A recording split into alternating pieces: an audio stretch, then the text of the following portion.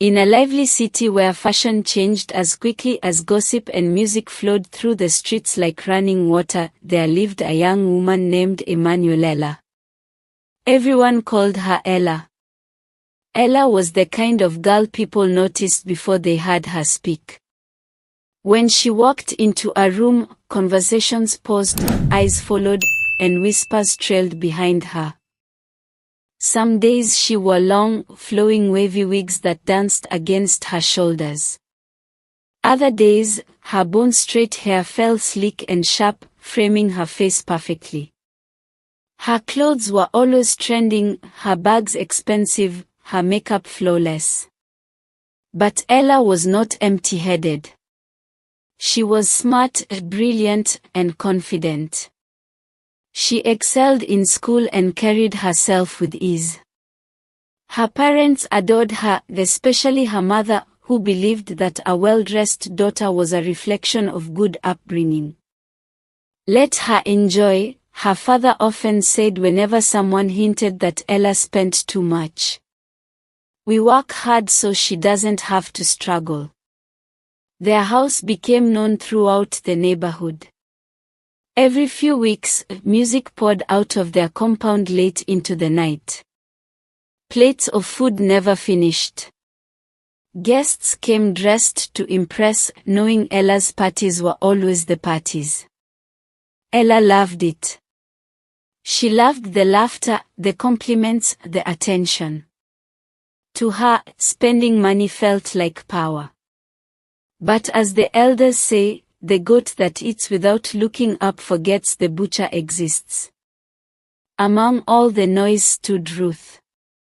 Ruth was Ella's closest friend from school. She wore her hair in neat cornrows, her clothes simple but clean. While Ella spoke loudly and laughed freely, Ruth observed. While Ella chased trends, Ruth planned. One evening, after another party that left the compound littered with disposable plates and empty bottles, Ruth stayed behind as others left. "You didn't even eat," Ella said, collapsing onto the couch with a satisfied sigh. Ruth smiled faintly. "I was watching." "Watching what?" Ella asked. "Watching how many people came because of you, and how many came because of what you provide." Ella frowned slightly. "What's that supposed to mean?" Ruth hesitated, then spoke carefully. "Ella, money is like water. If you don't learn how to channel it, it will wash everything away." Ella laughed. "You sound like an old woman." Ruth didn't laugh back. "I just don't want you to learn the hard way." Ella waved her off. "Relax. My parents have money. I'll be fine." Ruth looked at her quietly. "A child who is carried on the back forgets how heavy the load is," she said. Ella rolled her eyes, already distracted by her phone. After high school, Ella enrolled in university in the same city as her parents. There was no talk of moving out, no expectation of independence. Her parents were proud to keep her close. Life became even easier. If Ella wanted clothes, they were bought. If she wanted a new wig, it arrived the next day. If she wanted a party, her parents sighed, but still paid. Ruth, meanwhile, began to change. She took on small jobs. She saved. She spoke less about enjoyment and more about the future. Whenever she tried to bring up finances, Ella shut her down. "You think too far ahead," Ella said once. "Enjoy life." Ruth replied softly, "Tomorrow is the child of today." Slowly, their conversations shortened.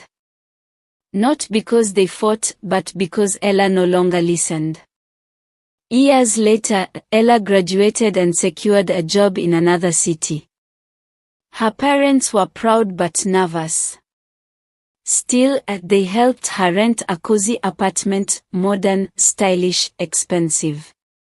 "This is adulthood," Ella said proudly, giving Ruth a video tour. Ruth studied the apartment quietly. "How much is the rent?" Ella shrugged. "I'll manage." When Ella's first paycheck arrived, she screamed with excitement.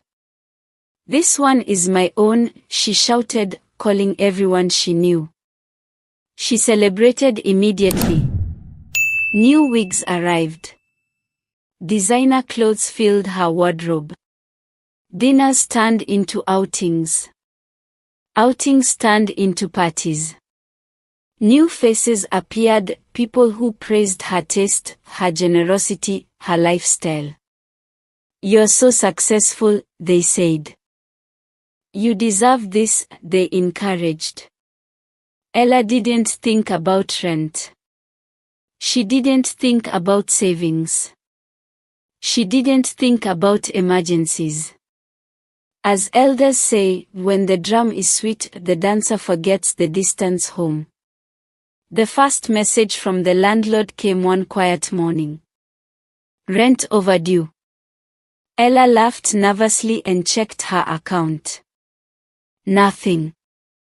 Her heart skipped. She called one friend. No answer. She texted another.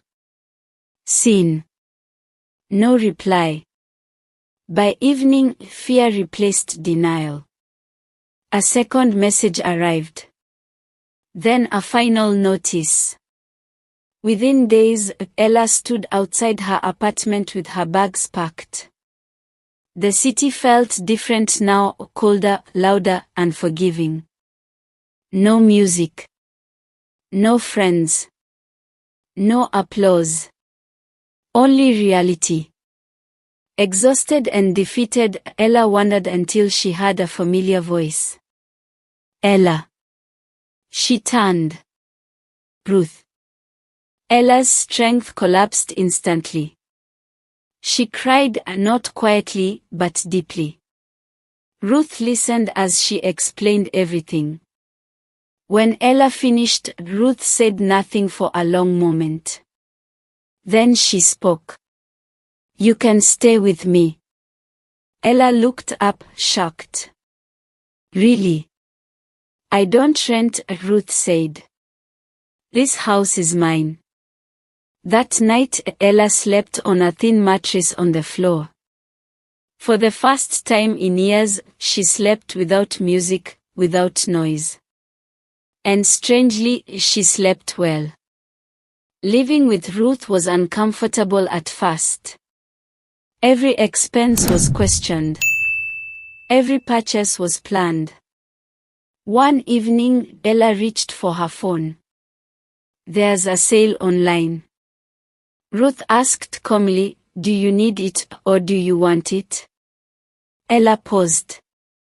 Ruth continued, "He who buys what he does not need will sell what he cannot afford." Slowly, painfully, Ella learned. She learned budgeting. She learned saving. She learned patience. She learned that silence could be richer than applause. Months later, when Ella visited her parents, they noticed the change. She spoke less. She listened more. She planned. And the elders say, "Money is a servant to the wise and a master to the careless. Those who respect it eat in peace, those who chase applause sleep hungry." Final lessons. Money must be respected, not flaunted. Fake friends leave when spending ends. Wisdom often speaks softly. Learning late is better than never learning. Hope you enjoyed that story. My name is Star, and creating African folktales is just one of the many things I love to do.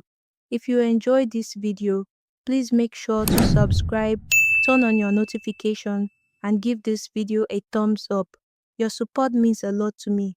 Please also drop a comment I'd love to hear your thoughts, and I'm open to story suggestions. Also, if you'd like to create an African folktale like this, check the description for all the tools I used. Be sure to watch the next story showing on your screen right now, and I'll see you in the next video.